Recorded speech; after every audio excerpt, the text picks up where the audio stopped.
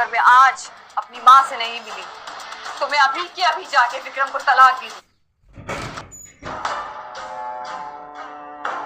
शर्त ये थी कि मेरी विक्रम से शादी होते ही आप मुझे मेरी माँ से मिलाएंगे। वो शर्त थी, लेकिन अब नई शर्त है। अब तू अपनी माँ से तब मिलेगी जब मेरा एक काम पूरा होगा। मेरा एक कॉन्ट्रैक्ट है जिसका मैंने सालों से इंतजार किया था। बस एक बार विक्रम की साइन हो जाए उस पर, उसके बाद तुम अपनी माँ से मिल सकती हो। अब फैसला तुम्हारे हाथ में है, तुम्हें तलाक चाहिए या तुम्हारी माँ। अब अपनी माँ से मिलने के लिए उसके पास उस जानवर की पत्नी बने रहने के अलावा कोई और रास्ता नहीं था। अचानक उसके दिमाग में एक खुराफात सूझी। अगर वो विक्रम को ये बता दे कि आरोही ने उससे शादी सिर्फ अपनी माँ से मिलने के लिए किया है और माँ से मिलते ही वो उसे छोड़ देगी, तो विक्रम उसकी खाल उधेड़ देगा। हालांकि अनन्या ये भी अच्छी तरह जानती ही थी कि उसके माँ बाप का बहुत सा फायदा इस शादी पर टिका हुआ था, लेकिन वो आरोही को बर्बाद करने का ठान चुकी थी। उसे उम्मीद थी कि इस बार जो अपना सामान लेकर अपने ससुराल लौटेगी तो उसे कभी इस घर में वापस नहीं आना पड़ेगा। सामान पैक करते हुए आरोही को ख्याल आया, कितनी अजीब बात है ना। आमतौर पर लड़कियां शादी करने के बाद अपने मायके आने को कितनी उतावली होती हैं, और एक मैं हूँ जिसका अपने ही मायके में दम घुटता है। अगर ससुराल का ये वाहियात रिवाज ना होता और माँ से जुड़ी वो यादें ना होती तो मैं यहाँ कभी नहीं आती।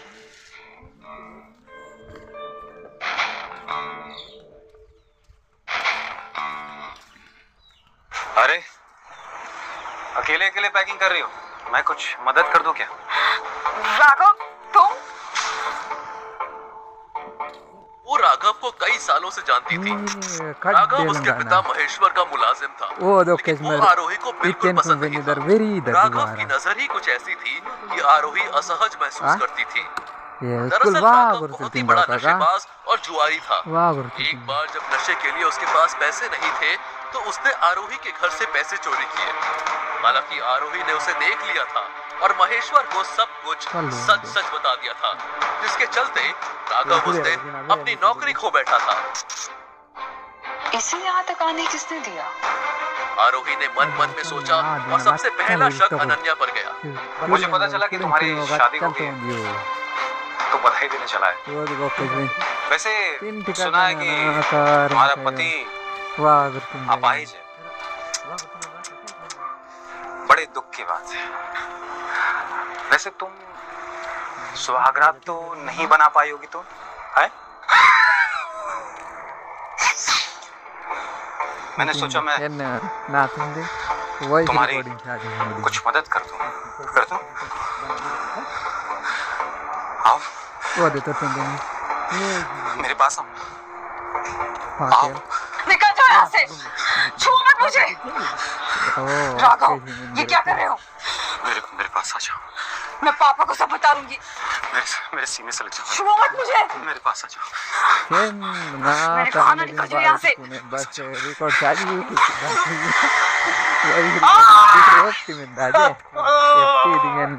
आरोही ने उसे दोनों पैरों के बीच एक जोरदार लात मारी थी। इस असहनीय दर्द से वो खड़ा नहीं रह सका, पर आरोही खुद पर गर्व महसूस कर रही थी, क्योंकि अभी 2 दिन पहले उसके साथ जो हुआ था वो दोबारा होने से पहले ही उसने उसे रोक दिया था।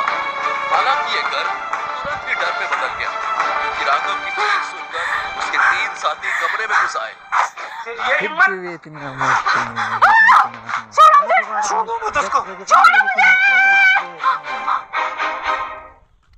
छोड़ दो उसे। वो और कोई नहीं पर खुद विक्रम था। उसकी व्हीलचेयर को एक बूढ़ा आदमी ढकेल रहा था।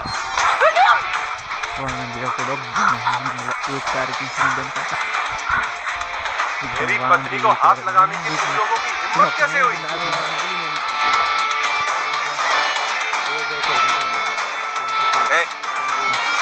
तुम लोग इन दोनों को निपटाओ और मैं अपनी आरोही को थोड़ा सा प्यार कर लेता हूँ।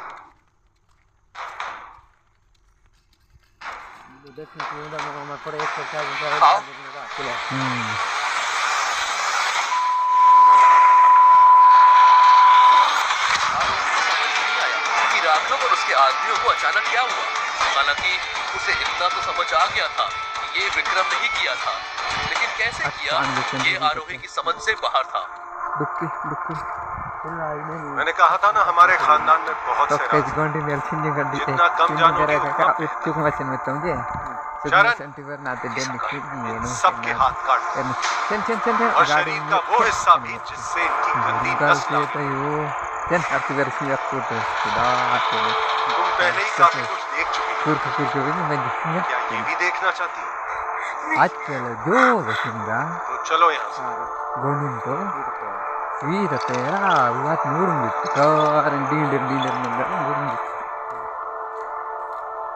आज तक उसके लिए कभी किसी ने ऐसा कुछ नहीं किया था।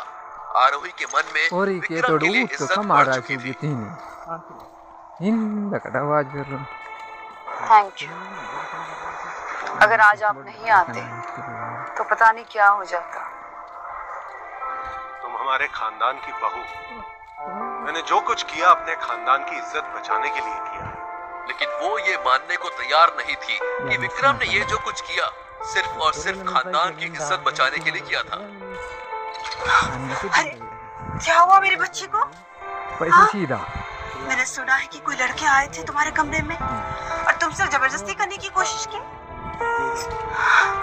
भगवान का शुक्र है कि दामाद जी सही वक्त पर आ गए, वरना ये नालायक लड़के ना जाने मेरे बच्चे के साथ आज क्या कर बैठते। आरोही इस नाटक से खूब वाकिफ थी। 14 सालों से उसने ये नाटक रोज इस घर में देखा था। बंद कीजिए, थक नहीं जाती आप ये नाटक करते करते? हमारी मजाक करने की आदत गई नहीं है बेटा। बेंगलोर रोड। पता है दामाद जी, आरुषि बचपन से ही ऐसी है। कहने को ये मेरी सौतेली बेटी है, लेकिन मैंने इसमें और अपनी बेटी में कभी कोई भेदभाव नहीं किया।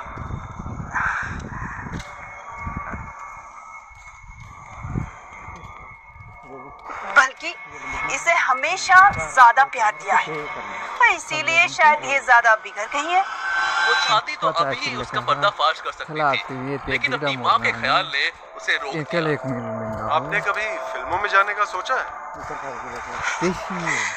कैसी बातें करते हैं आप दामाद जी? मैं और फिल्में? सरकार के रे आपको सोचना चाहिए, क्योंकि एक्टिंग तो आप बहुत बढ़िया करते हैं। यहाँ बेकार में ही आपका टैलेंट वेस्ट हो रहा है। अरे दामाद जी, आप कब आए? अभी कुछ देर पहले जब 4 लड़के आप ही के घर में आपकी बेटी के साथ जोर जबरदस्ती करने की जी हाँ, मुझे पता चला अभी। फिर भी आप अपनी बेटी के कमरे में जाने के बजाय चहकते हुए मुझसे मिलने आए। शर्म नहीं आती आपको? उसे अपनी साइड लेते हुए देखकर आरोही की खुशी का कोई ठिकाना नहीं था। नहीं दामाद जी, आप गलत समझ रहे हैं। जिस घर में मेरी पत्नी की कोई इज्जत है, मैं उस घर का दामाद नहीं हो सकता। आप ही के घर में आपकी बेटी के साथ कोई ऐसी हरकत करे, ये आपकी नपुंसकता का सबूत है। उसे ऐसा लग रहा था कि वो सब कुछ जो 14 सालों से वो अपने मन में दबाए बैठी थी, वो सब कुछ विक्रम कह रहा था। 24 घंटे हैं आप।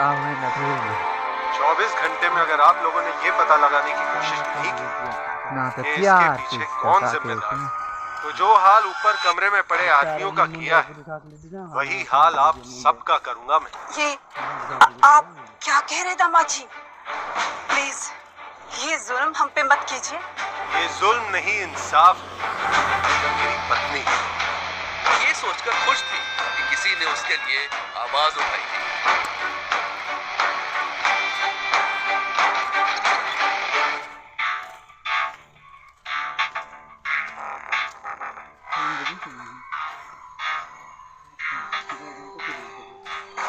कौन हो सकता है ये?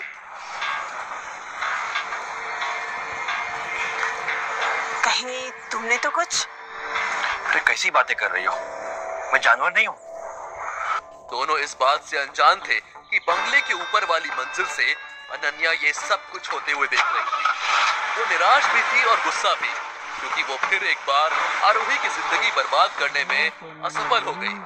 कुछ दिन पहले जो काम आरोही के बर्थडे की रात को अधूरा रह गया था, वो अब भी अधूरा ही था। दांत पीसती हुई अनन्या अंदर की ओर चली गई। कर रही थी अनन्या ये सब? क्या वो रायज़ादा खानदान की बहू बनना चाहती थी या कुछ और था जो उसे चाहिए था? आखिर क्या राज था विक्रम का?